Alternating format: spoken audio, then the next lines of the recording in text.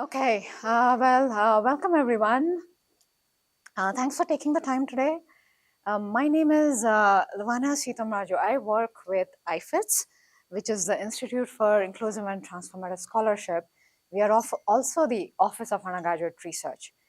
And why I am doing this presentation is because I do a lot of work with students around communicating their research. We do a similar, uh, it's not called the 3MT, it's called the lightning talks with undergrad students. I do that workshop. I also have a background in advertising and marketing, and I spent many years working with people on figuring out how they can use words and pictures to tell a story. So I think that's why I'm here. And that's why I think I really enjoy doing this workshop with Wayne and Thomas.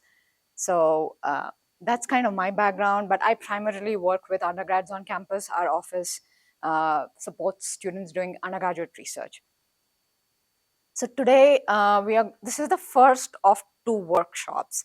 And today what we are going to be doing is we are kind of going to do like a really big picture view of what's the 3MT and how do you start communicating your story, your research, because it's a lot.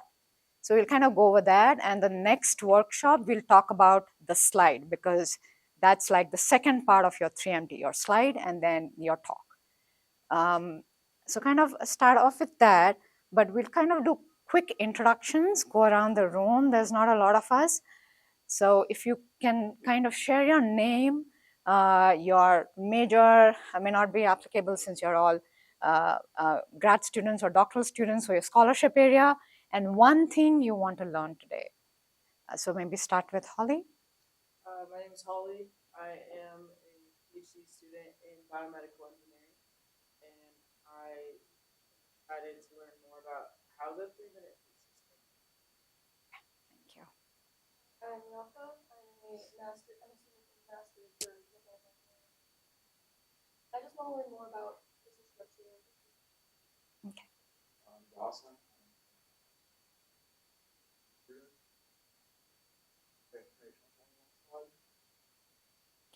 So thank you. My name is Colin. I'm a master's in biology and Okay. Okay, awesome. Thank you. My name is Ben. I'm a master's in biology.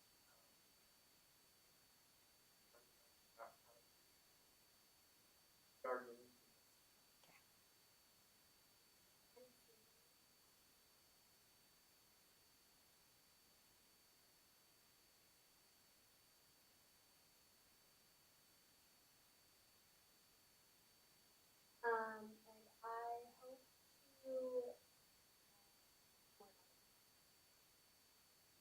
Okay, that's good. Thank you. I'm master's in computer science.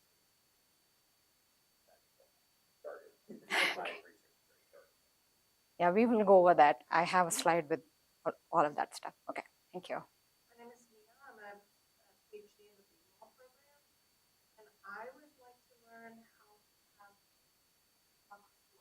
flow logic. Okay, thank you.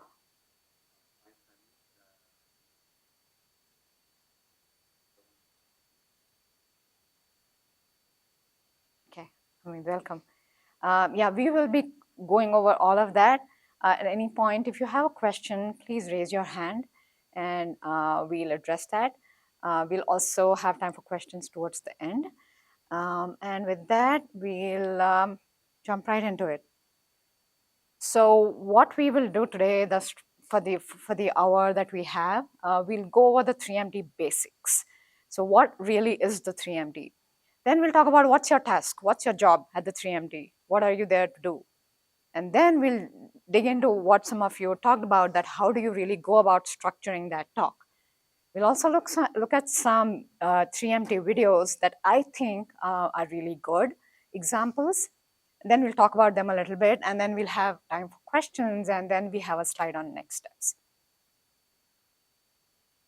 So what is the 3MT?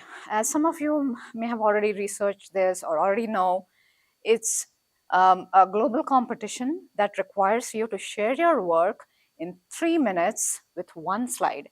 and that's your research, or if you are in a creative activity field, whatever that is. The first 3MD competition was held in Australia in 2008. So this has been around for a really long time. And it's now held in over 900 universities across 85 countries. So just that gives you a really good sense of that big picture. Okay, why do the 3MD? Why should you even participate in it?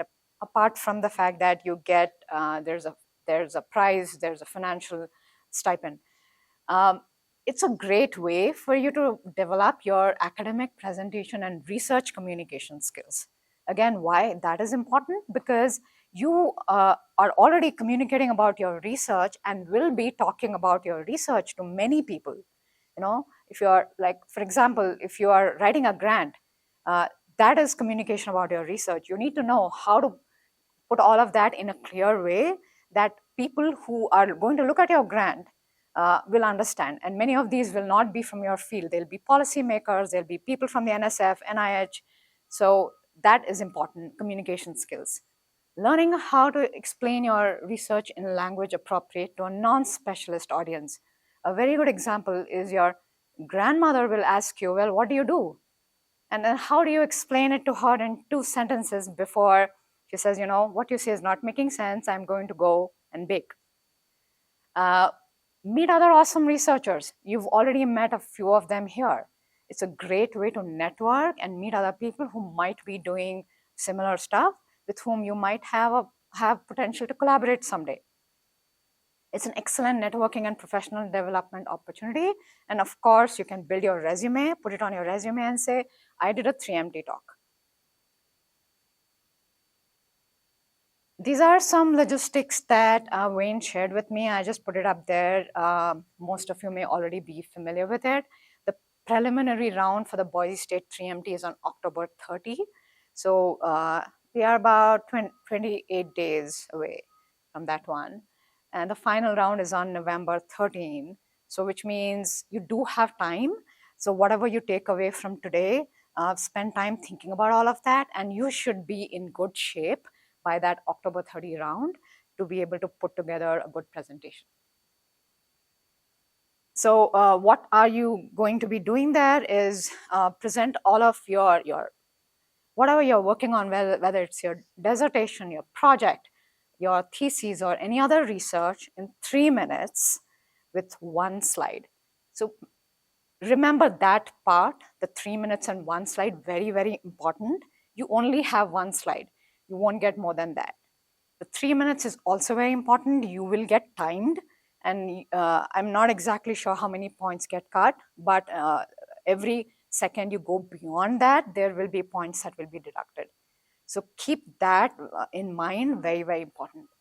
And the winners from the final round will go on to represent Boise State at the statewide 3MD.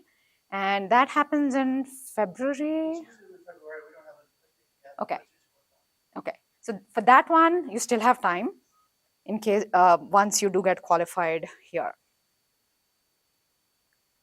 So we've said, yes. I'm sorry. Is there like a mechanism for understanding how much time? Like, yeah, are you gonna get signaled when you hit 3 minutes, or are you just expected to like have your talk memorized to the point that automatically? No, you won't get cut off, but points will be deducted, right? Definitely, you're up on the stage. You can face out in the audience. We'll have a clock you can see that's down here that you can look at. When it hits 3 minutes, it'll buzz. What I advise students is if you hear the buzzer, just stop. Okay. It's technically it's a disqualification to go over. So it's better, and obviously you'll get dinged if the judge knows you finished, but you'd rather take the ding than go over. But you'll see it go to 3 and you'll hear a buzzer as well. It's not scary, but it is loud enough you can hear. Okay, so what is the 3MD really about? It's your ability to communicate your scholarship in a really short time. So 3 minutes is like, the amount of time you take to drink coffee, or that amount of time, and with 1 slide. So just for some context, an 80,000 word PhD thesis would take about 9 hours to present. And all of you are at different stages in your research. You have lots of stuff in your research, right? You have data, you have your background literature review, you have all of the stuff that you have been working on. If you're doing interviews, you have all of that data. So like what do you do? How do you present all of that in 3 minutes with one slide? So that's what we are going to be talking about today. In other words, it's a sophisticated and effective elevator pitch. I'm assuming people know what an elevator pitch is here. Anybody not heard of that phrase? Okay, so an elevator pitch is just that you get into an elevator with somebody and somebody says, well, what do you do? So what do you tell them? So it's that. It's really that really sharp and short message that people can get when they're riding in the elevator with you. Why is it important to do this well? We already talked about this, but an important part of being a researcher is also the ability to communicate about it. And so I'll skip that since we already talked about it.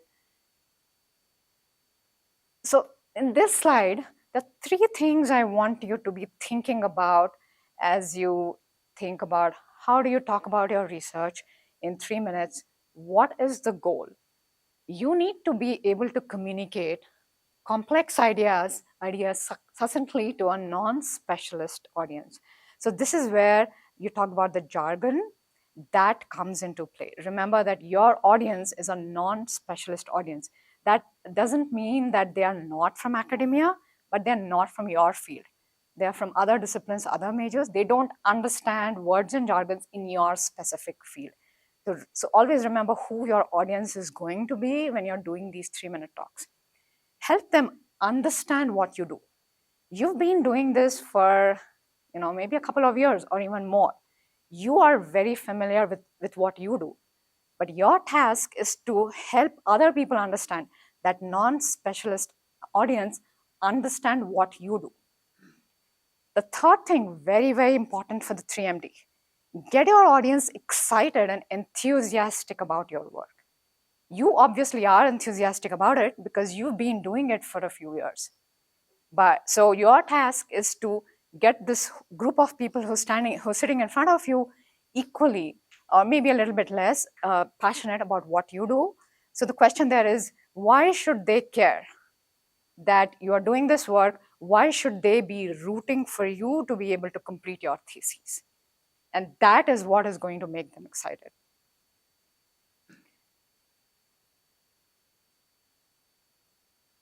The 3MT is a competition. There's a rubric. You will be judged based on the following criteria, which are kind of continuing from the previous slide. Your communication style, your comprehension and engagement. So communication style answers the question, was the thesis topic and its significance communicated in a language appropriate to a non-specialist audience? So that's communication. Comprehension. Did the presentation help the audience to understand the research? And engagement. Did the oration make the audience want to know more? So I call them the 3 C's. The third one is not a C, but the communication, comprehension, and engagement. Remember these as you are drafting your talk, as you're creating your slide. Does my talk do these 3 things? Does my slide do these 3 things? And this is also the rubric for the 3MD, the communication, comprehension, and engagement. So from today, if there's only one thing you remember that your talk needs to cover, adequately address the communication, the comprehension, and the engagement. And within that, what does communication mean? Being able to talk to a non-specialist audience. Comprehension means helping them understand your research, and engagement means making the audience want to know more. A little bit later, we'll look at some videos. I also want you to keep this in mind when you're looking at the videos. So think of all of this as a method to the madness. Like 3 minutes is a short time. It's really madness to be able to be communicating your research in such a short time. So this is the method that when you look at these talks, you'll see all of those 3 being reflected in those talks. And that's how those talks became became winners, and all of those talks won first place or were really, yeah, one was one of the 3MTs in their colleges, and that's why I picked them. Okay, so let's begin with the audience, under communication, the non-specialist audience that we talked about. Who's your audience? And I'm asking this question, imagine you are at University of Idaho, you're doing your 3MT, or at the Boise State 3MT. Who is there watching your 3MT?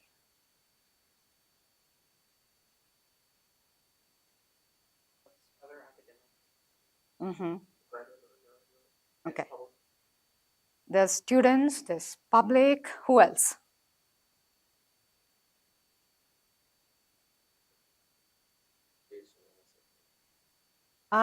Yeah, possibly, not maybe at the Boise State 3MT, but maybe if you go to the statewide one, there might be people from that community also. Administrators, right? Deans, other leadership, who else? Maybe family, right? So think about that and what kind of knowledge they are bringing and how much they would know. Like thinking about, say, other students and even administrators, they are at a really higher level. They come from some disciplinary background, but that's not necessarily your background. So although they are really specialists, they're not specialists in your field. So be thinking about who you'll be talking to. The second question is, what do audiences like to hear? And that picture is a clue. What do people generally like to hear? Things they can understand. What does that picture represent? It's a story. People like stories. Not just kids, even grown-ups like stories. Why? Why do we think we find stories interesting? Yes. Yes. What else?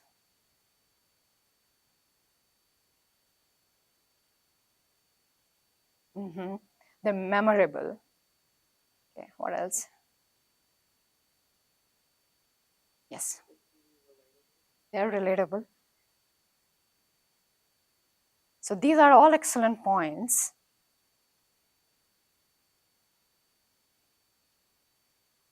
And some of you already mentioned some of these, right?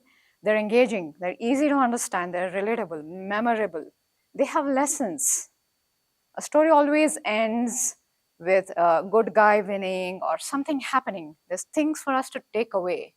And most times, if you talk about fairy tales and all of these stories that children read, they leave on a note of hope or cheer, right?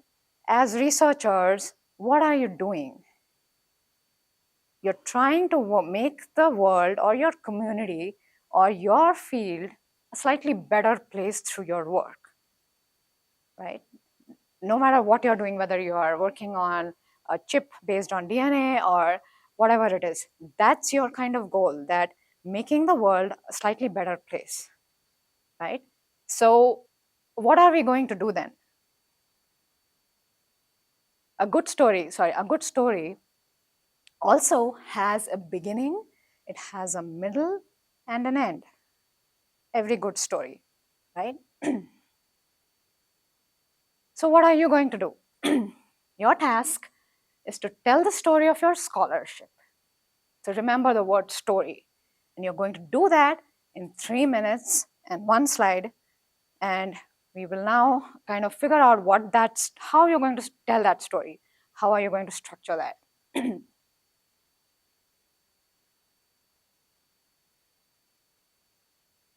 So we said, okay, a story has a beginning and it has a middle and an end. So what is that going to look like in terms of your own story of your research or creative activity? So if you think of think of the story as an hourglass thing where you start off really broad and then you kind of begin narrowing down onto the specifics of your story. And once you are there at the specifics, you again broaden it. So keep that in mind. You start off really broad. Why? Because you need to set the stage. People need to understand what the story is about. And then you bring people in, draw people in into your story, get them engaged, get them really excited, and then again draw them out so they kind of end on that note of hope and cheer. So keep that in mind, that's kind of where you're going to be leading with your story. What's the beginning? What is the beginning? Here is where you're setting the stage. Think of stories that you have read when, as children or even as grown-ups. Movies, Hollywood movies are great examples of stories. What's going on? What's going on in your story? What's the context? Who are the players involved? Identify the good guys, the bad guys, and other players. What is the problem? Why are you doing this research? What is your hypothesis based on? And all of this will come from your lit review, because that's where you kind of figured out what's happening, what did people do, and why that didn't work. So now what's the problem? So this is kind of the beginning where you're setting the stage. You're drawing people in and helping them understand, why, what's going on. So kind of centering them and giving them that big picture. So as you do that and start going towards the middle, so remember, then you're kind of going towards the middle. You answer some of these questions. How is your research scholarship addressing this problem? What is the gap you're filling? Again, this will come from your paper where you have identified the problem, and then you have your problem statement and your hypothesis. And then you say something like, if this is my problem, my research addresses this problem by doing so and so. So that's when you introduce your audience to your research and say, okay, this is what I'm doing. So once they get that, you tell them, what are you actually doing? You don't have to answer all of these questions. These are some of the questions. What is your hypothesis? What are you testing? If you've said, this is my research, what's your methodology? Are you going out and collecting water samples? Are you interviewing people? Are you going to volcanic sites and collecting lava samples? What are you actually doing? Then you talk about, what did you find? Again, in really short sentences. That's why I have specific questions out there. So you're just addressing those in 1 or 2 sentences. What did you find? What were you hoping to find? What else did you find? So you kind of start off by saying that my research addresses this problem by doing this. And so we went out and we interviewed 150 people in the state of Idaho, in Ada County. And we found out that 53% of people in Idaho have microfibers in their drinking water. I'm making all of this up. So that's kind of how you lead that. Once you share some of those really big data from your research, you kind of start drawing them out. You need to then relate them back to the beginning, because why? People's attention spans are really, really short. People tend to forget. In 2 minutes, people have already forgotten what you started out with and what you told them the problem was. You draw them out to the beginning. And you say, okay, well, if I found out that 50% of people in Idaho have plastics in their drinking water, what does that mean? How does this, and what I found out, how does this address the problem? Why is this important? Why should people in this group care about the solution? And looking to the future, since some of you are still doing this work or plan to continue this work in the future, if you have plans, talk about that. What do you plan to do next? And kind of ending You end on a really strong note.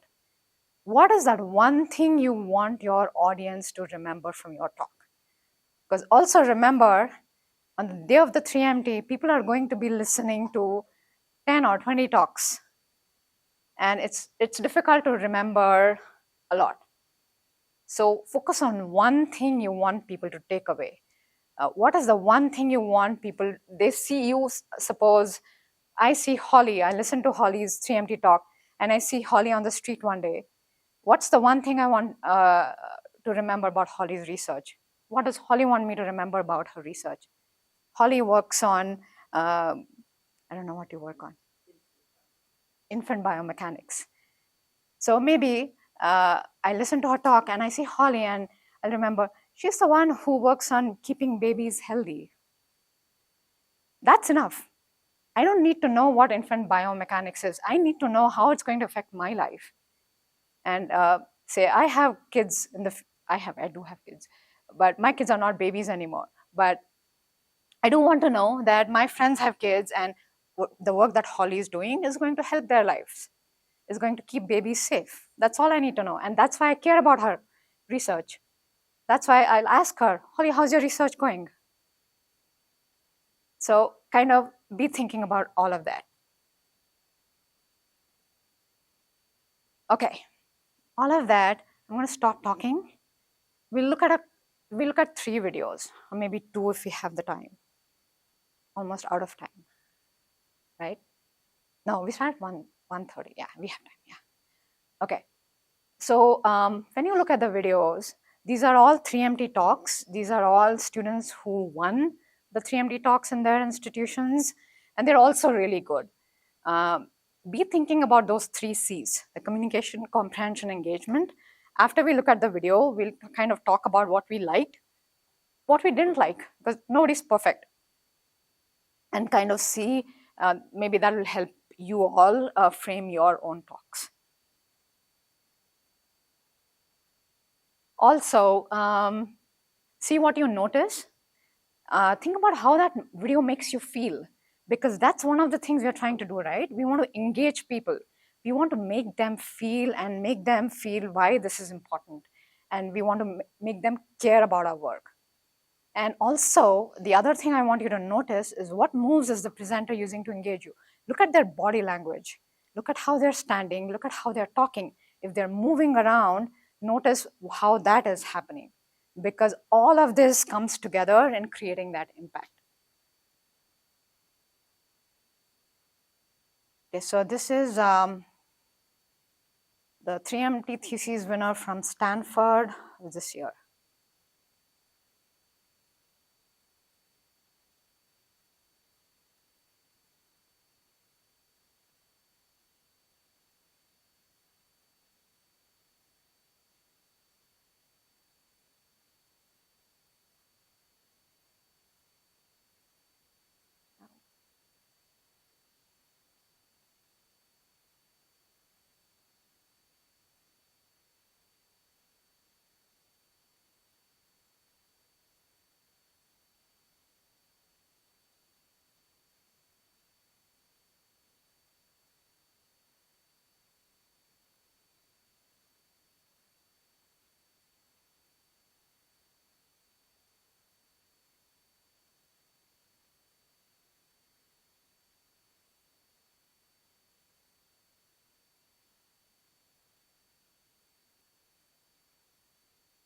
Yeah, I don't know why the sound's not working here.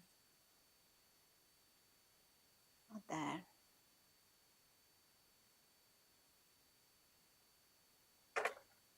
Increase the volume here. Yeah, it's like almost.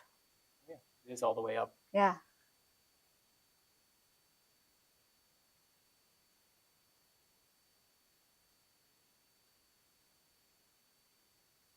Maybe if I go to YouTube, play it from YouTube.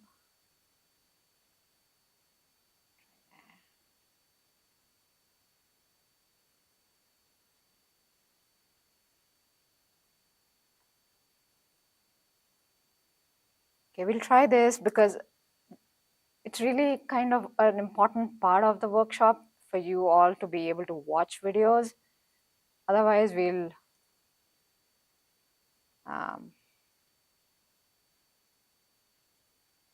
okay, let's try this.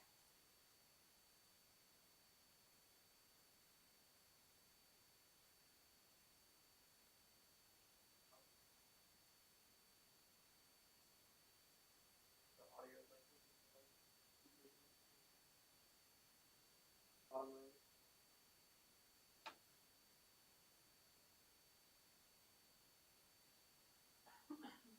Yeah, it's on. All right. Click over to start. This one? No, click again. A little further up. This one? That would be smart.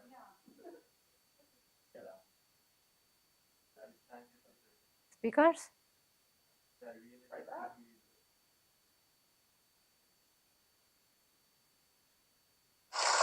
Okay, thank you. Have you ever wondered how fast a reaction time is? Let's find out. On the count of 3, clap once as quickly as you can. Nope. Not yet. On my count. 1, 2, 3. That quick reaction, a perfect harmony between your brain and body, is something we often take for granted.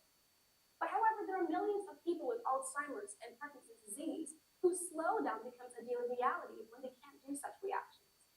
Simple things like walking smoothly, clapping your hands, or remembering these wonderful faces become increasingly difficult. Right now, doctors rely on very expensive brain scans and invasive tests that only provide a brief snapshot of what's happening in your brain and body. It's like trying to understand an entire movie's plot from just one pause scene. Clearly, we need a better way. My research addresses this gap using 2 powerful tools: artificial intelligence, AI, and everyday physiological signals. I measure physiological signals like brain activity using a portable EEG headset, your heart rate activity using your smartwatch, and your walking pattern using video recordings. Then I train AI to act like a skilled detective that constantly spots clues in changes in someone's daily movements, their speaking patterns, or even their typing speed. It learns what normal looks like for each person, so it can detect tiny shifts long before they become noticeable symptoms. But I'm not stopping at looking at these signals individually. I'm also exploring how these signals interact with each other to provide a richer picture of the brain's communication network. Imagine your brain and body as musicians in an orchestra. Usually, they're perfectly synchronized. In Alzheimer's or Parkinson's, though, some instruments gradually fall out of sync or stop playing altogether. By tracking these disruptions, we can spot early signs of disease progression a lot sooner. This early detection matters enormously because it means interventions like drugs and other treatments can start sooner to reduce the damages diseases can cause.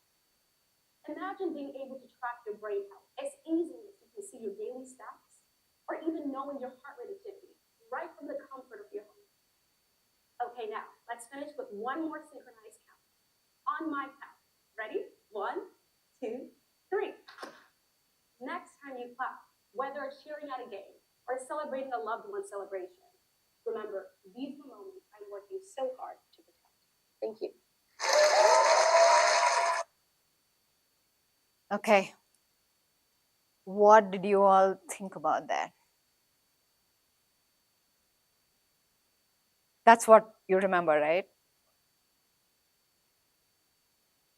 What else?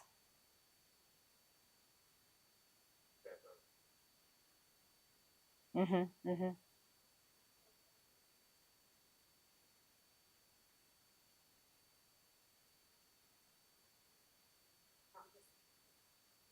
Mm-hmm.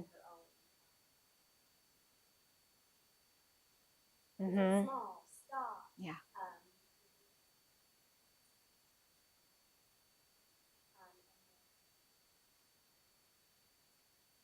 Closing. Yeah. Reinforcing that clap.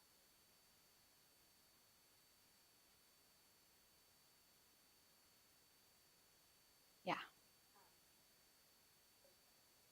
Yeah. So she started with the clap and she ended with the clap. She closed that loop, helping people remember. So if I see her on the street one day, be like, you are the person who clapped and you are the one doing research on Alzheimer's. And that's all that is the goal of the 3MT, to make it memorable, to help people like me, general audience, remember what this research is about. And cheer for them. Like, we all know what Alzheimer's is. And she made it sound that from her presentation, you get the sense that it's really important. And in her last sentence, she talks about protecting those moments, right? Because Alzheimer's people lose memory. We all have grandparents. We all see people in the community going through that. So she drives home that point, right? Okay, what else?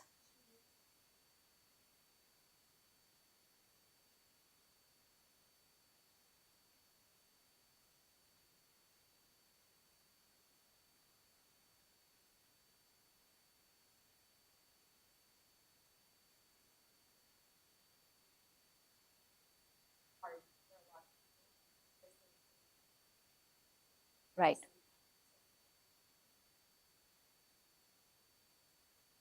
Yeah, that's a great point. We'll talk about that in the next workshop. But remember that people are not there to read your slide. Your slide works along with you. So that's where practice comes into the picture, that you have to practice so that people are looking at the slide when you tell them to, and then they're looking at you because you are the focus. The slide is your tool to help you explain your research to your audience. I don't think so. Yeah. So it can't be like a or Okay. Anything else? One, just one. Yeah. so no changing, no transition. Just one slide. Okay. Anything else? Eyes all over the Mm-hmm. So eye contact, again, that comes from practice. And she had that connection. She looked at people. She did that clapping thing, again, very memorable. We all don't have to clap, but think about what's in your research that is going to affect people's lives. She talks about, she uses a metaphor that's not coming to me. But using metaphors is a very good way to explain to people how your work relates to them. We'll look at a few more that are also really good ones.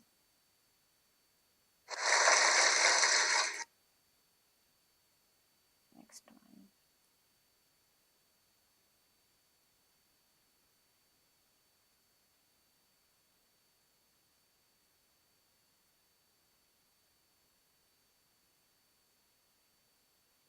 2 months ago, a train carrying environmentally hazardous chemicals failed in Ohio, putting the local population. However, we rely on these chemicals in order to produce our medicines, dyes, and more. Such is the case for the nitration reaction, a reaction that installs one nitrogen molecule. In industry, this reaction uses harsh acids.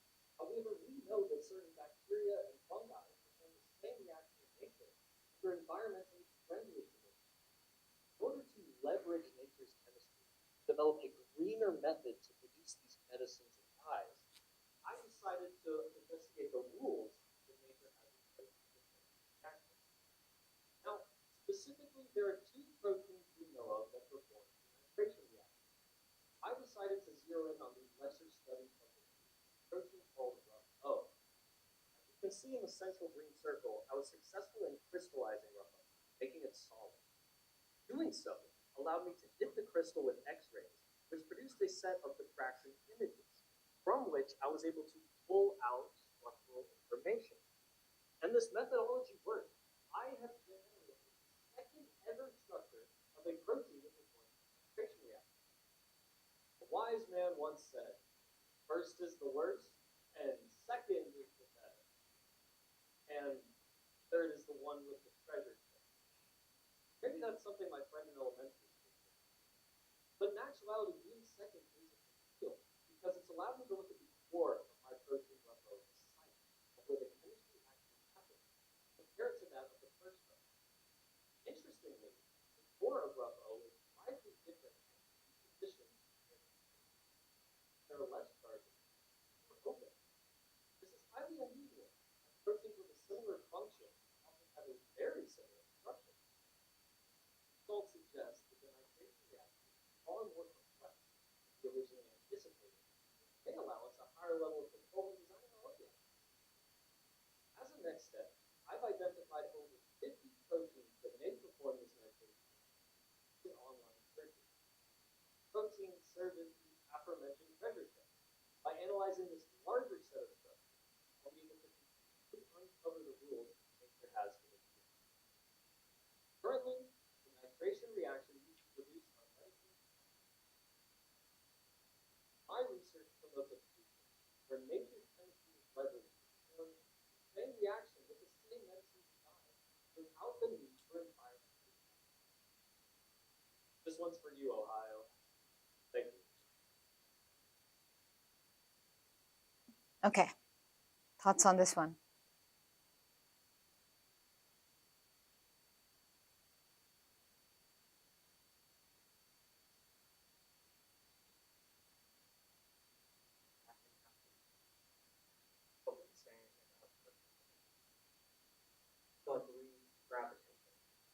Yeah, and there was a little bit of humor also in that. It's a very, the reason I chose this one is it's a really dry topic, like nitration reaction. Like, why should I care? I don't even know what that is. He starts off by saying, imagine a train derailing containing hazardous chemicals. Does the train derailing in itself have anything to do with that research? No, right? I mean, the train had hazardous chemicals, and this research is an alternative to that, but that accident has nothing to do with this research. But he used that to kind of demonstrate the significance of what happens when accidents with trains carrying hazardous chemicals happens and all of the damage to the environment. The other reason I picked this is because there is jargon in there, right? And remember, what was that protein that he talks about? Called RUFO, right? Did he start off saying my research, in my research, I do nitration reactions with RUFO? No, he gradually introduces it, and at one point he says, this protein is called RUFO. He introduces that, and then he uses that jargon. So to answer your questions on jargon, it's okay to use words if they are really important and a core part of your research, but be thinking about how you introduce them. And make sure you're repeating that so that people can remember. And if that's the one word you want people to remember from your 3MT talk, make sure you repeat it, make sure you build it up, and then end with a really strong ending. Okay, what else?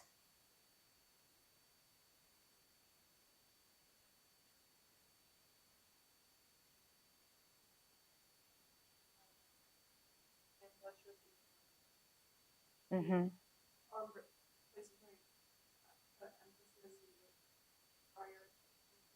Yeah, yeah. So he talks about at some point he says, look at that that circle. So he points to things on the slide because this is a really technical slide. There's lots of chemical reactions and all of that stuff happening. So it's very useful to draw people's attention to things on your slide when they look like this. It's okay to have a slide like this, but make sure you're using it well. So there are no rules there. Right? People make all kinds of slides. We'll talk about that next week.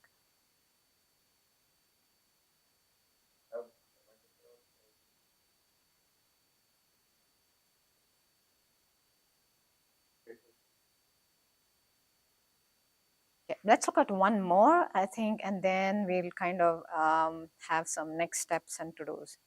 Okay, this one, can we watch this one? This is, okay, the reason this is there is this is from this year's the Idaho 3MT, and this student won the Idaho 3MT.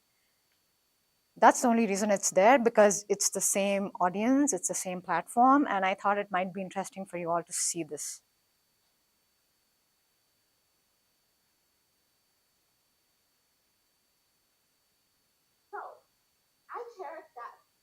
the United States, an apple a day keeps the doctor away. But in Guatemala, my home country, we must say one egg a day keeps stunting away. Stunting is when a child is too short for their age, as the girls in the picture. This condition is a lifelong mark of malnutrition from the earliest stages of life. University of Idaho is developing research in a Mayan community in Guatemala. This community is in a beautiful place with colorful views, great weather, and is home to friendly people. However, they face an important challenge.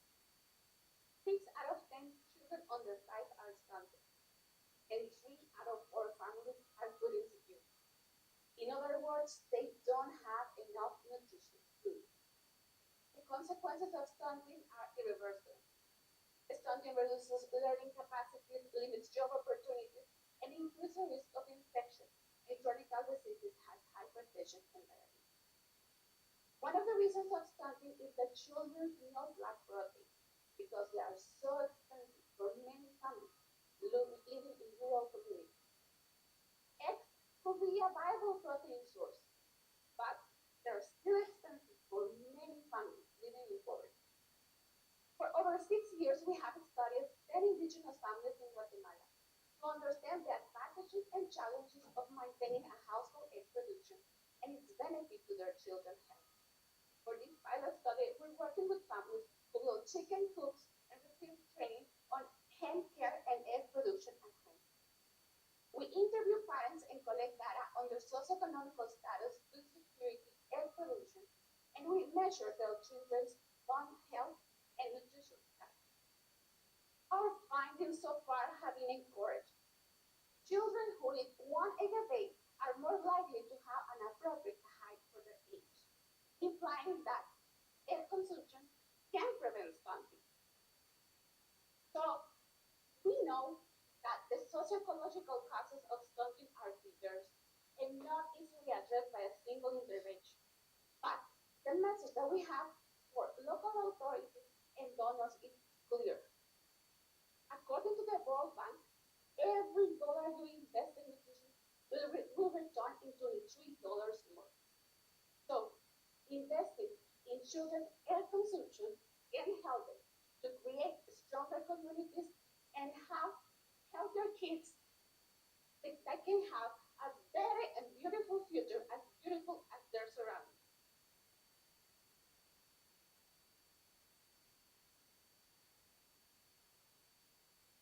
Okay.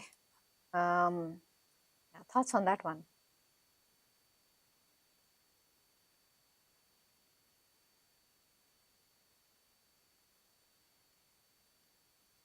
Her slide worked really well. Mm-hmm. Understanding. Yep. Of powerful images. It's not very complex. Mm-hmm. It's a very simple system. Query is Mm-hmm. Yeah, so that's one of the things that your slide needs to be simple. Less is better for a slide. So you had something? Oh, I was just going to say that photo at the start. Mhm.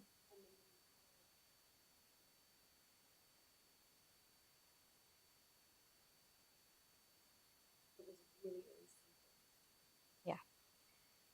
It also worked for her to her advantage that her research is on children and on a topic that can have visually powerful images.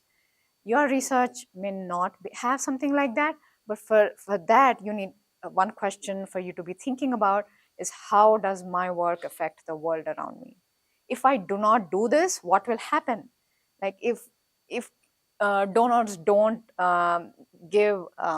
send money to Guatemala, children end up with stunted growth because there's not enough, kids don't have the money to buy eggs.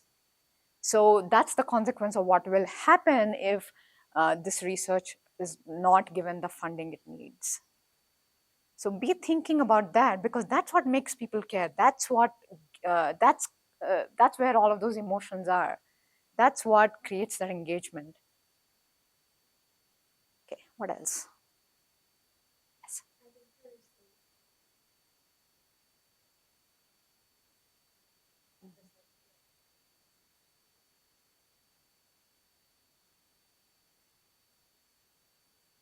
Yeah. And if you kind of go back and watch this video later and look at the timing, she talks about the problem till about for about 1.5 minutes. But half of the presentation, she's only talking about the problem. Why? Because that's a very powerful thing she's got here to be able to engage the audience. Stunting and the consequences of stunting is really powerful. It makes people care, makes people want to know more. Like when I hear this, I want to know what's happening to address this problem in Guatemala, because I don't want to see that. Like we have kids, I have kids. That really, touches me. So she spends half of our presentation talking about her problem. So be thinking about that in terms of timing and how you are going to time and structure your presentation. Anything? Very simple and all right. Like just the symbology of like one egg a day. Mm-hmm. It's like it wasn't like her malnutrition she admitted was like a diverse and hard to wrap your head around issue. She Mm-hmm. just kind of like reduced the problem to solution, just like with an egg. Yeah. And she used the 1 apple a day thing to kind of make it memorable. So for me, that stuck. That will stay with me. That an apple a day keeps the doctor away, but for her research, it's an egg a day keeps the doctor away. So that egg kind of stays with me. Okay, anything else? And if you notice, all of them have that beginning, have the middle, and have the end, and they bring it back up to connect with the problem. Okay, so we're kind of almost done, but reminders, avoid jargon. You don't have to avoid it completely, but like we saw in that one presentation, use jargon, but be mindful. Explain concepts and people important to your research. Open and close strong. It is important to draw your audience in and then close the loop by reminding them. Okay, so that was it for today. Before we get to questions, we'll come back to questions, but what's next? You have homework. Go home, open YouTube and watch some YouTube 3MT videos. What's the best part of it? It will take you only 3 minutes to watch a video, right? So do that. There are lots of videos out there, some really good ones, and you'll get a sense, the more you watch, you'll get a sense of that pattern of how they're structuring. You now know the method behind the madness. What's that? It's those 3 C's: communication, comprehension, and engagement. Keep that in mind as you watch those videos. Next, create a rough draft of your story. I have some printouts of the beginning, middle, and end thing. So use this if you would like to, and start working on your draft. What goes into your middle? What's going to go in your end?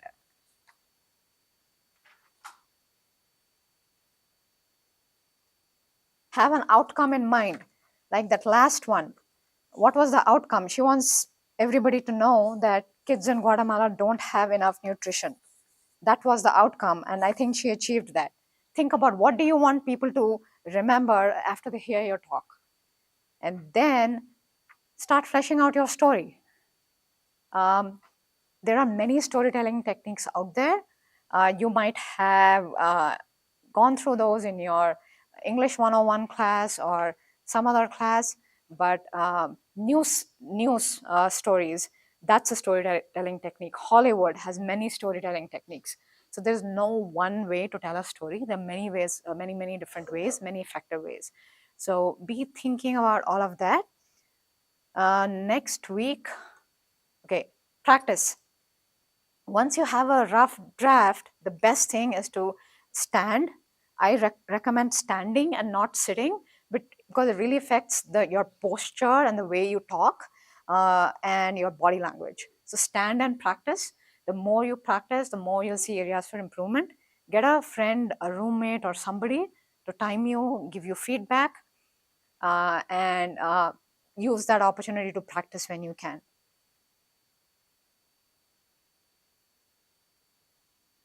So start thinking about your research story, start drafting those sections, and having that in place, your beginning, middle, and end, is going to put you in a good place to start thinking about your slide. Okay? Once you know what your story is, that's when you'll get some clarity on what's the best picture that is going to support my story. And that is what we will cover next week. So that's the slides lab, October 7 at 10:30 a.m. Is it the same room? Same place, I'll be there. So I hope to see you there. But before we end, we'll see if anybody has questions.